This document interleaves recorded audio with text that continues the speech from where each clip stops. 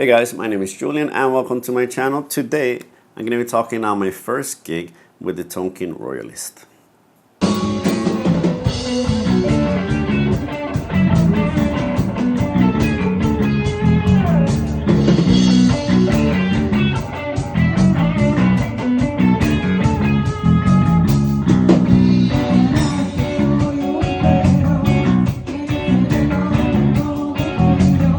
Alright, so on this video guys, I will not really be playing it here in the video itself, but I will be showing you as I talk, small clips of me playing, through the night.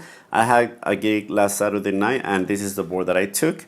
Looks a little bit different than, well, not a little bit different, just one pedal different really.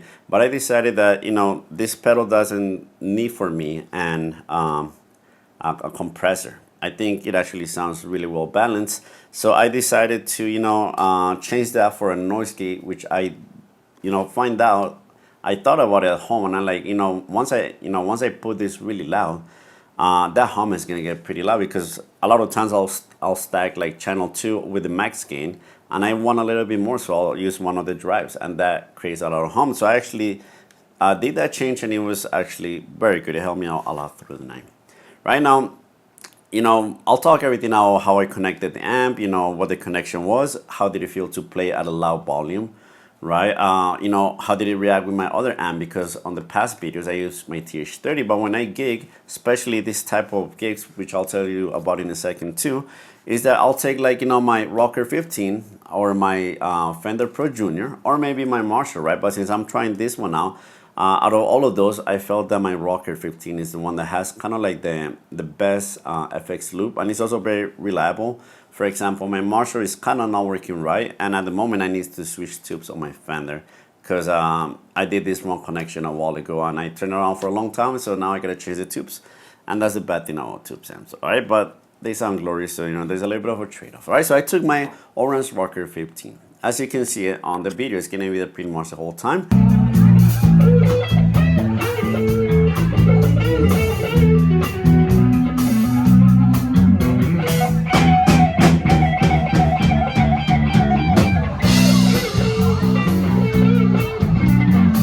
Now, let's first talk about why I took this one, because this is kind of like, it was going to be a very tough gig, and that was the reason why I took it.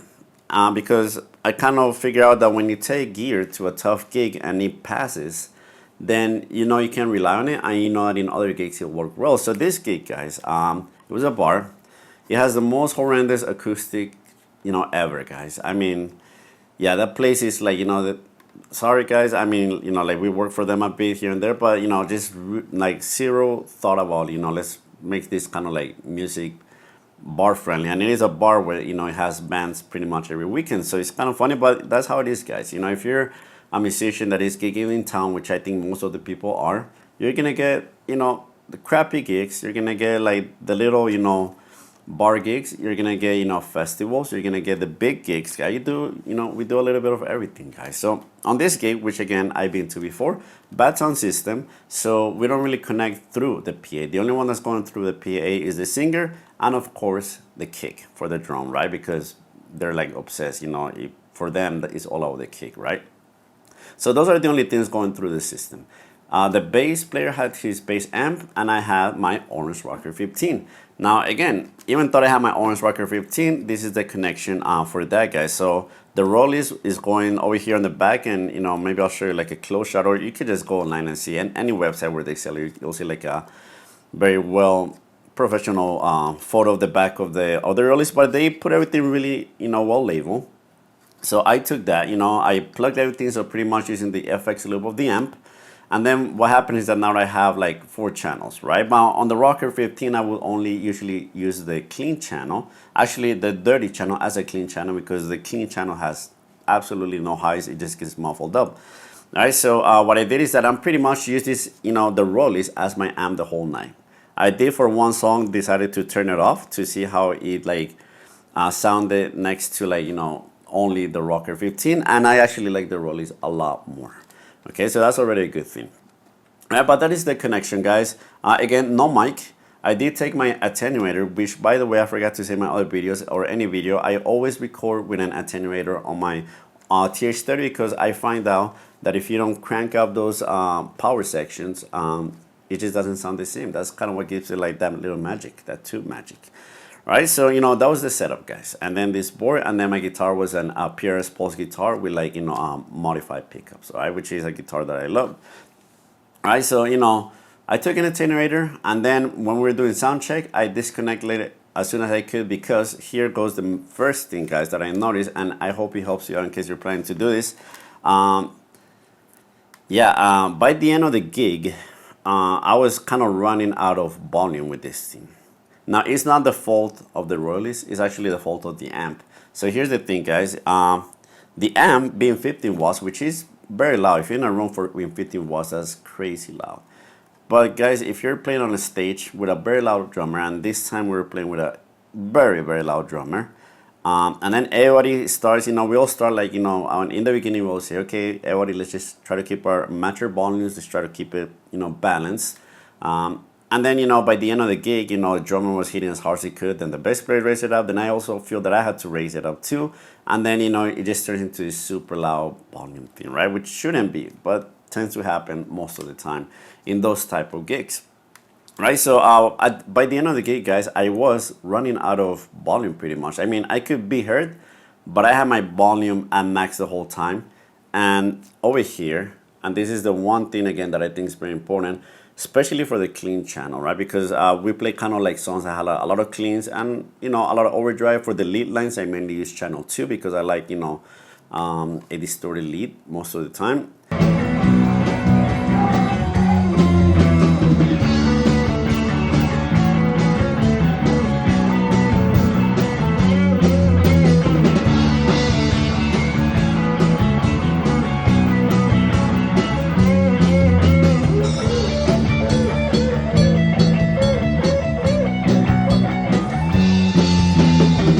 So, by the end, it was running out of juice because of the amp.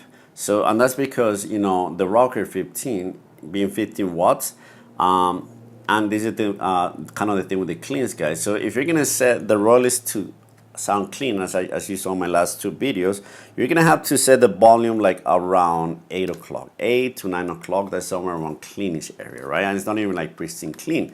What happens is that, we know attenuation, right? What happens is that sounds really clean. But, in the band contest, right, with everything super loud, it wasn't giving me enough volume to get the clean sound. So what I had to do is that I had to raise the volume, right, put it like around 11, almost 12, and then I had to drop my guitar volume a little bit, and I was getting some kind of clean. It wasn't bad, but it wasn't like the clean that I wanted to.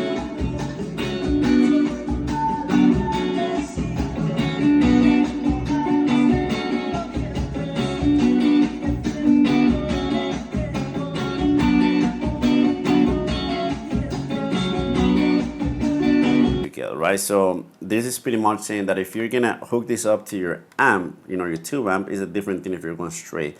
But if you're going, with a tube amp, guys, I would say, if the gig is gonna be loud and there's no miking, right? Because if I was miking my amp, I would have no problem. But there was no miking, right? We were all just going all out to the front. Which, by the way, I love how that sounds because you can crank your amps and they sound glorious. But I was running out of headroom for my clean channel. My channel number 2, it was fine, guys, because I cranked the volume all the way up, and then it's just using the attenuator, kind of like a master volume, and I was getting fine with that one. All right. Again, at the end of the gig, I did wish I had a little bit more. I always wish I had a bit more volume just in case, right? Like in case of these gigs, especially. But it was fun. It was fun, for the channel 2, which is my distorted channel. So that was one thing, guys, to take into account. Another thing to take into account, it does take power amps differently. So for example, my TH30 right here, the power amp section on this amp is obviously much more powerful, and it does sound thicker and a bit warmer, right? With my Rocker 15, it's not as warm and it's not as big sounding, but obviously, guys, no, we're not only comparing that, but this is a 10-inch speaker, this is a 12-inch speaker, so there's many variables, right? But obviously, my TH30 sounded bigger. Now, why didn't I take this thing, guys? Because, for the type of gig, it would kind of be overkill. And this thing is super heavy, and I just kind of have back problems. So I do a lot of gigging with, like, smaller amps, stuff like that. Now, you might be asking, why didn't you just, if the other, or you're the bass player and only the kick is going, why don't you just plug in through the PA? And as I said before, guys, and the reason why I tend to gig with 2 amps, and I have a whole video on this subject. If you want to look at my channel, you'll find it. I made it like a month or 2 ago about why I don't gig with modelers anymore. And it's not because they sound bad, guys. It's because usually I have a lot of gigs where the PA is horrible, and it doesn't matter how many hours you spend at home, working on EQs and stuff. If the PA sound is bad, your model is going to sound horrendous. And I just got tired of sounding bad all the time, or getting to a gig and trying to fix everything right before we started playing. Now I just take my 2 amp. I know exactly how it's going to sound. I mic it up, and that sounds really good. And if I don't have to mic it up, even better, because I know it's going to sound great. Right? So that's why, guys, modelers are not for everybody. Now, I am not anti-modelers. Here, I use modelers all the time. I will do videos going straight to the DAW. Right? I use plugins all the time too, so it's not that I'm anti-modelers. But again, for my purpose and my real life, right, just doesn't work for me, okay? Plus, I kind of get like a little bit tired of like all the menus and all the different options. I kind of prefer just like, okay, I have 1 or 2 sounds, and that's all I go for, and then I can concentrate on the music. Right, so sorry, I got carried away, guys. So that was one thing with the volume, okay? So thing number 1, now did it pass? Yes, it did pass, guys. For this gig, which is really loud, and there are many gigs, or most gigs, where I probably wouldn't turn my amp that loud, it did well, guys. Now, the tone, guys, was great, okay? And that is very important for me. It was warm. It sounded, like a Marshall Plexi, right? It has that Plexi sound, right? Channel number 2 is great. By the way, as far as, because on my video about the pedal board that I built around this, right? I told you that I wasn't sure what I was going to use. So check it out. I forgot to tell you, I put a tube screamer. I changed, so I had 2 tube screamers because I wasn't sure. I had one that was like set with the volume all the way up and the drive all the way off. And then I have one that was like with the drive like a little bit less than halfway. I wanted to try them out. I ended up using a lot more this one because of the type of music we were playing. If I was playing maybe some higher gain stuff, maybe this one would have kind of like tightened up the amp even more, but it's already pretty tight. But surprisingly enough, guys, I am a tube screamer guy, especially live, because it just helps you to cut through the right place in the mix. But for this gig, this amp already having really a lot of mids, which are what Marshall are kind of known for, mids and highs. I ended up using the Nobels ODR or ODR Mini, most of the gig, because what this does, guys, is that for me this is the cleanest overdrive pedal you can have. So whatever your amp is going to sound like, if you just want that sound but more, this guy here does great, because the tube screamers, they do cut low frequencies, they bump the mids even more, which can be a lot if you already have a lot of mids, right? The Boss Blues Breaker, that one sounds a little bit harsh because it has a lot of highs, and this sound, right, the Plexi has a lot of highs. So again, we're balancing things out here, and we're making a pedal board, guys. Very important, right? Choosing the pedals that you are going to use with your main sound, right? Very important. Not everything works really well for everything. So I ended up putting this one, and I used it most of the time, even on the clean, because again, I wasn't using it as distortion. It's just pushing it a bit.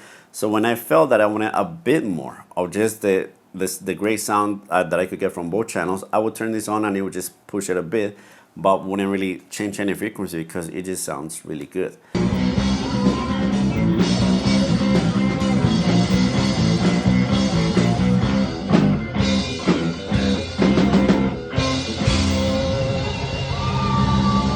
Okay, so the tone, guys, was great.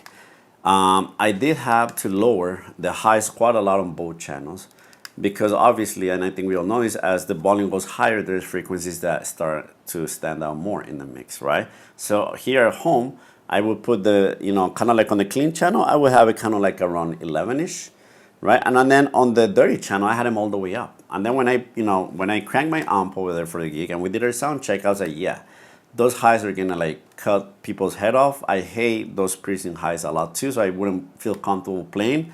So I had to lower them a lot, meaning that on the drive channel, I had to put them like around 9 o'clock. So that went from full on to like 9 o'clock. On the clean channel, it was a little bit different. I just lowered them just a little bit to like around 9 o'clock, I think. All right, so, bass or distorted and clean tones do act very differently when you're, at a high volume kind of thing. All right, so that was the thing, guys. Now, how did it respond, guys? Because again, on my channel, I focus a lot on about how things feel, right? It's not just the sound. There, we have so many things, guys. So many plugins, so many real amps, so many things that just sound amazing, right? So the sound is never a problem, really. For me, it's the feel, right? I kind of grew up playing amps, right? And then, like halfway through my music career, I guess, that's when kind of plugins started getting strong. Before we had like the pod extends, things like that, but those kind of sounded kind of crappy most of the time, to be honest. But so I kind of live half of my guitar playing life playing amps, and then I did get into like the whole. I started with the XFX Ultra, that was my first modeler, and then I just went full in, saw all my amps and everything, and now I just like started buying amps because I felt that as much as the plugins sounded good, one, they're a pain in the ass to, especially the other ones, right? To get a good sound off. Not this thing is super easy to get a sound out of. But they're a pain in the ass to do that. And also, they just didn't feel how an amp feels, guys. And for me, it's very important because what inspires me to play, and at the end of the day, it's not just sounding good, but it's also being inspired to play in a certain way. That's why I went back to two amps, right? And in most of my gigs, I would say 95% of my gigs, unless, there's one of those super annoying places where they want like a silent stage, which is a just killing the whole, whole magic or the whole aura for, the band. Unless it's one of those, then I'll go with an amp. Even if I could plug in straight. Now, maybe later in the future, I will try out plug into my amp, using my amp kind of like as a monitor, kind of close to me, facing me.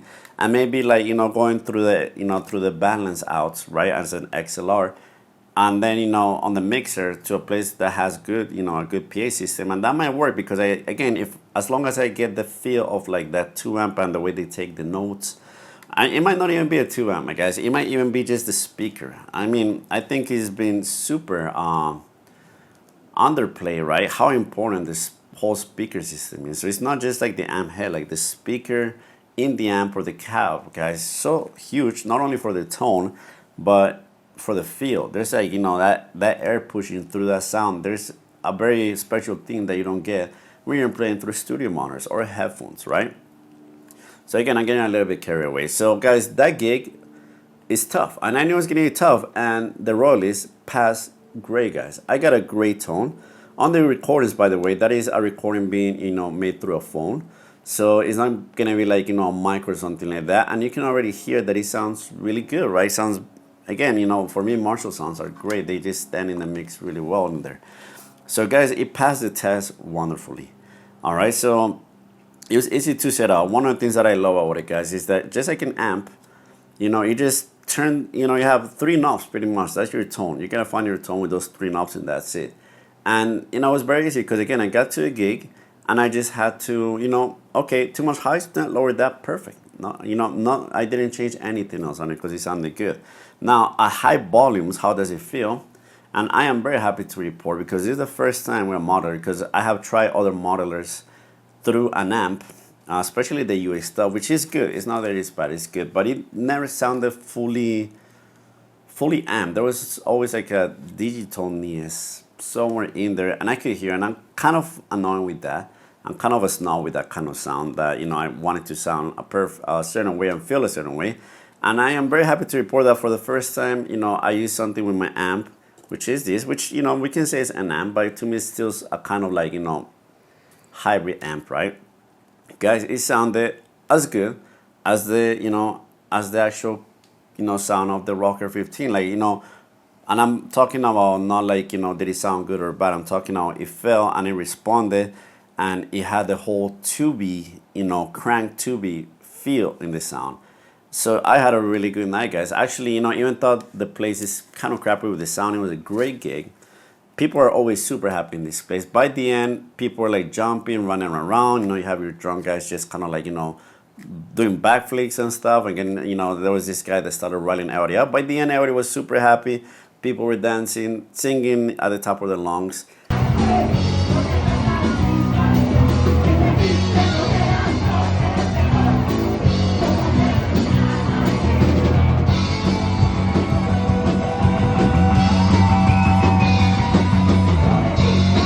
So even though the place is kind of crappy and stuff, it was a great gig, and I was very happy because, again, I was happy with my sound.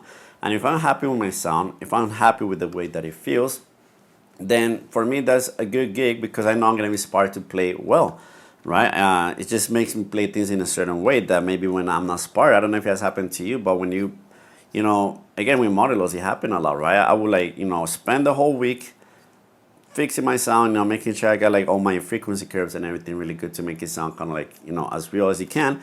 Got to the place, and then it sounded horrendous, and then it just kind of like locks out my playing, right? It's like, it like limits me to things that for some reason, when I feel that when I feel the sound the way that I want to, just gives me like so much more inspiration, and it plays so much better. And that's a huge thing again. So, again, this video might not have been for everybody, guys. But I thought it was important, right, to let somebody know how this thing actually turns out in an actual gig, guys. Because again, when you're in the studio, you're in a very controlled environment. You can really work and get things very precise. But when you're in a gig, things are different. Also with the pedal board, I knew that I was probably gonna not use all the pedals that I put in here. And then again, if I just have my Nobels and maybe one of the drives, right, I think actually that would have been enough. I always have like a Ratsbane pedal because I think they're good and they're kind of like a lifesaver at many gigs. They're just good for everything. But in reality, just with two drives and then, the sounds I get from the Royalist is just wonderful. Right, so the tone was great, guys. The gig went well. And yeah, and well, the only thing that was kind of like a little bit of a letdown was here, my Rocker 15, guys. And again, it's not the fault of the Royalist. It's just, 15 watts is a lot if you're in a room, but if you're in a loud band, 15 watts might not be. Now, if I was, playing with a different drummer, because with this band, kind of what we do is that we do covers, and sometimes based on the cover, we'll have different drummers, based on the style, and maybe some of the other drummers are not as loud, and I think you have probably been a lot more balanced and will have been just fine. Now, but for this gig that I know was going to be loud, I would have much preferred to take like a maybe 30-watt amp, and I think that would have been a lot better for the volume thing.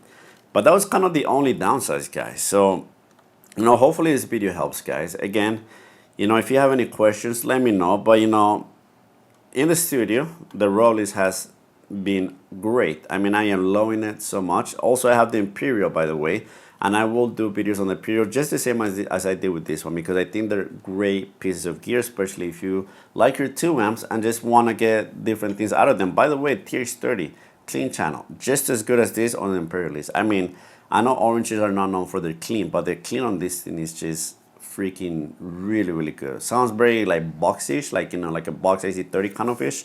Not the same, with a bit of a different character, but has that type of sound. So I'm kind of happy because right now I have, the Imperial is kind of like my Fender theme. Royalist is kind of like my Marshall Plexi theme, which I love Plexis.